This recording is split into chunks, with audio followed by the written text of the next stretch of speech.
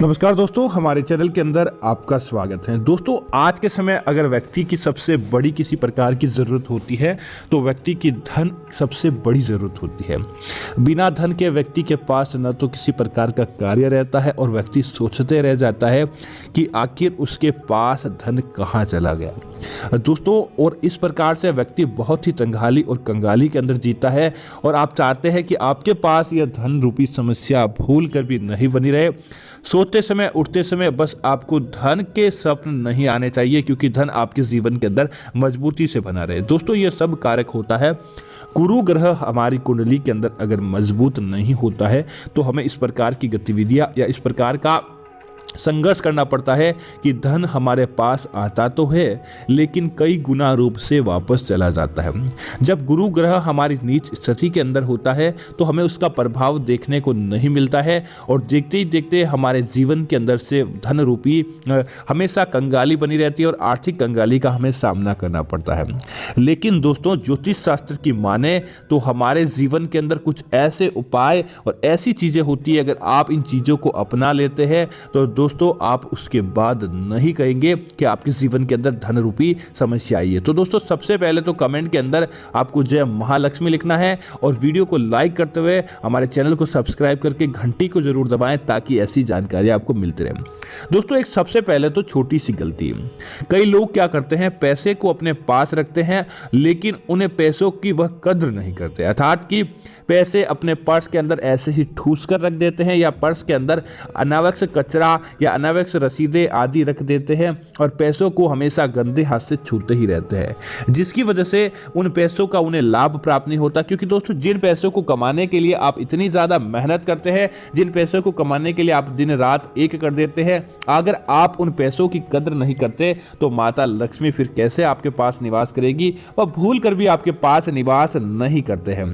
दोस्तों, दूसरी अगर किसी चीज़ की बात करें तो कई बार क्या होता है कि हमारा खर्च ज़रूरत से ज़्यादा हो जाता है और हम चाहते हैं हमारे खर्च ज़रूरत से ज़्यादा ना हो, खर्च रुके। तो दोस्तों, आज हम आपको सबसे पहले तो इस पौधे के बारे में बताएंगे कि आपको कौन से पौधे के अंदर ये उपाय करना चाहिए ताकि आपको धन लाभ प्राप्त हो, और उसके बाद हम आपको बताएंगे धन से जुड़ी कुछ ऐसी चीज़ें जो हम अगर अपने सामान्य जीवन के अंदर कर लेते हैं तो हमें कभी भी धन के मामलों के अंदर पीछे मुड़कर देखने की आवश्यकता नहीं पड़ती। सबसे पहले दोस्तों, पौधे का उपाय कि कैसा ऐसा पौधा है जिसके पास धन रूपी प्रभाव देखने को मिलेगा। दोस्तों, अगर हमारी कुंडली के अंदर गुरु ग्रह कमजोर होता है तो दोस्तों हमें हमेशा भगवान बृहस्पति की, भगवान सत्यनारायण की और साथ ही साथ भगवान विष्णु जी की पूजा करनी चाहिए ताकि हमें उचित धन लाभ प्राप्त हो। तब आप क्या करें, आप कोई भी प्रकार का एक सिक्का, तांबे का, सोने का, चांदी का, 1 रुपये का, 10 रुपये का कोई भी एक सिक्का ले और एक 11 के दिन आपको, एकादशी के दिन इस सिक्के को अपने पास लेना है। सिक्के को लेकर एकादशी के दिन आपको पूजन करना चाहिए, या एकादशी आपके आसपास नहीं पड़ती हो तब आप गुरुवार का दिन चयन कर सकते हैं। गुरुवार को आप उस सिक्के को लें और सिक्के की आपको पूजा करें। उसके बाद उस सिक्के पर आपको कुमकुम का एक तिलक लगा देना चाहिए। उसके बाद एक लाल कपड़े के अंदर बांधकर उस सिक्के को दोस्तों जिस व्यक्ति के लिए उपाय करते हैं उस व्यक्ति के पास ही वह सिक्का होना चाहिए। सोते समय, उठते समय, बैठते समय, कहीं भी जाते समय हमेशा अपने पर्स में, अपने सिरहाने, अपने तकिए के नीचे आपको सिक्के को स्थान देना है। दोस्तों, ऐसा करने के तत्पश्चात आप क्या करें, जब आपकी अगली एकादशी आ जाए या अगला गुरुवार आ जाए, या तो एक 7 दिन का ये उपाय होगा या फिर दोस्तों यह उपाय 15 दिन का होता है। उसके बाद आपको क्या करना चाहिए, उस सिक्के को ले और गुरुवार के दिन या एकादशी के दिन सिक्के को जाकर केले का, केली का या फिर तुलसी, क्योंकि दोस्तों ये तीनों ही गुरु ग्रह को बहुत प्रभावित करते हैं और गुरु ग्रह को योगदान देने के अंदर मदद करते हैं।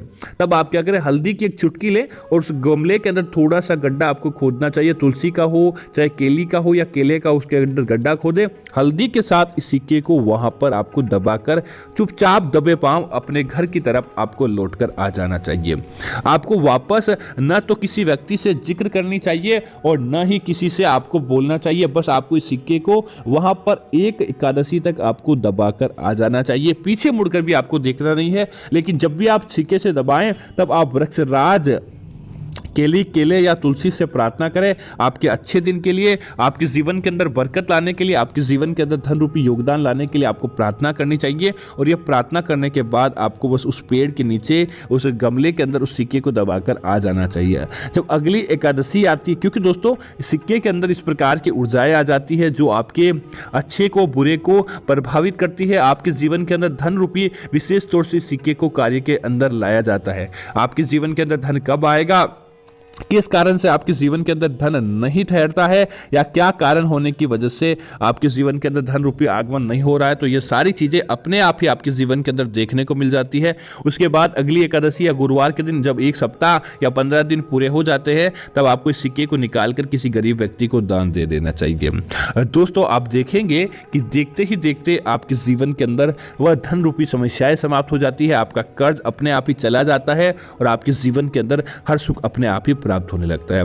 अब दोस्तों रुपए से जुड़ी कुछ ऐसी बातें जो भी आपको आपकी जानकारी के अंदर होनी चाहिए, ताकि आपको धन के मामलों के अंदर विजय की प्राप्ति हो, न कि आपको धन के मामलों के अंदर कंगाली का सामना करना पड़े। तो दोस्तों सबसे पहले तो यही कि जब सूर्य अस्त हो जाता है, जब सूर्य अस्त हो जाता है तब किसी भी व्यक्ति को उधार देने से आपको बचना चाहिए।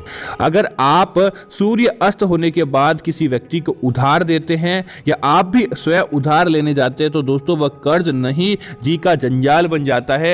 वह कर्ज आपका कभी भी समय पर टिकता नहीं, अर्थात कि समय पर ना तो उतरता है और ना ही जिस व्यक्ति को आपने कर्ज दिया है वह समय पर आपको पैसे दे पाता है। तो इसीलिए सूर्य अस्त होने के बाद किसी को भी कर्ज ना दे। हाँ, आप किसी की मदद कर सकते हैं पैसों से, जैसे कि कोई बीमार व्यक्ति होता है तब आप पैसों से उसकी मदद करते हैं, तो दोस्तों वह धन आपका दोगुना राशि वापस प्राप्त होती है। दोस्तों इसी तरह हमें अपनी जरूरतों के हिसाब से पैसे तो खर्च करने पड़ते हैं, चाहे कितना भी हाथ अपना तंग क्यों न कर लें। जब हमारी जरूरत होती है तब हम पैसे निकालने पड़ते हैं। लेकिन दोस्तों क्या आपने सोचा है कि जब आप 10 रुपए की चीज खरीदे और आपके पास वापस 20 रुपए कमाई के रूप में लौटकर आ जाए, तब आपको खर्च करने के अंदर किसी प्रकार की समस्याएं नहीं होती है।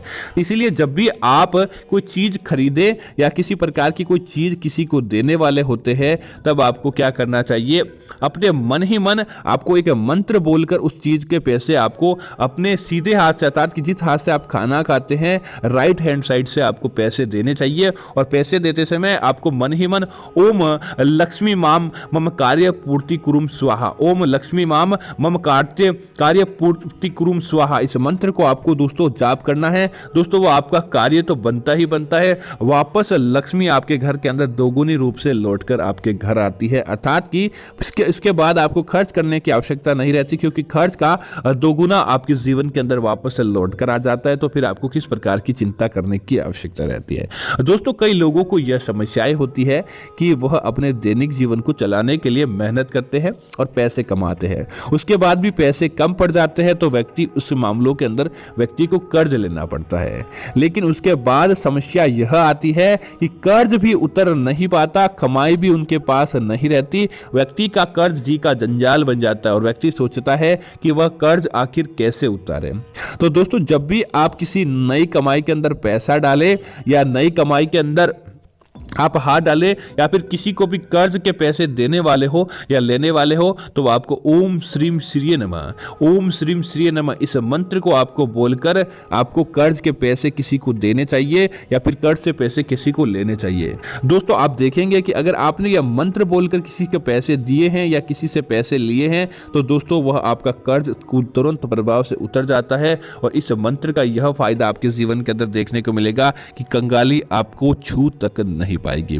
और दोस्तों विशेष तौर से आप 2 वारों का चयन कर ले और हो सके तो तीसरे वार का भी आपको चयन करना चाहिए। इन 3 वारों को कोई भी कितना भी जरूरी क्यों ना हो, आपको कर्ज ना तो किसी को देना चाहिए और ना ही कर्ज किसी व्यक्ति को आपको लेना चाहिए। अगर आप इन 3 वारों का अच्छी तरीके से पालन करते हैं तो आपके जीवन के अंदर समझ लीजिए आप बड़े से बड़े कार्यों को पूरा कर लेते हैं। दोस्तों ये 3 वार होते हैं, मंगलवार का दिन, गुरुवार का दिन और शनिवार का दिन। इन 3 वार के दिन कोई कितना भी व्यक्ति आपका खास क्यों ना हो और कोई आपको भी जरूरत पड़ जाए, तो इन 3 वारों के दिन आपको ना तो किसी को कर्ज देना चाहिए और ना ही आपको कर्ज लेना चाहिए। क्योंकि दोस्तों ये 3 वार बहुत ही चीड़े और बहुत ही ऐसे वार होते हैं जिस दिन लिया गया कर्ज आपका आसानी से उतरता नहीं है। तो दोस्तों मैं उम्मीद करता हूं कि यह जानकारी आपको अच्छी लगी होगी। इस प्रकार की अन्य जानकारियां देखने के लिए आप हमारे चैनल को सब्सक्राइब कीजिए। साथ ही साथ वीडियो को लाइक करना, वीडियो को शेयर करना ना भूलें। और आप इससे संबंधित किसी प्रकार का प्रश्न पूछना चाहते हैं तो आप प्रश्न पूछिए। निश्चित तौर पर आपकी हर प्रकार की सहायता की जाएगी और आपको इस बारे में बताया। तो हमारे वीडियो को लाइक कीजिए, कमेंट के अंदर जय मां लक्ष्मी लिखिए और आप इससे संबंधित किसी प्रकार का सवाल भी पूछ सकते हैं। धन्यवाद।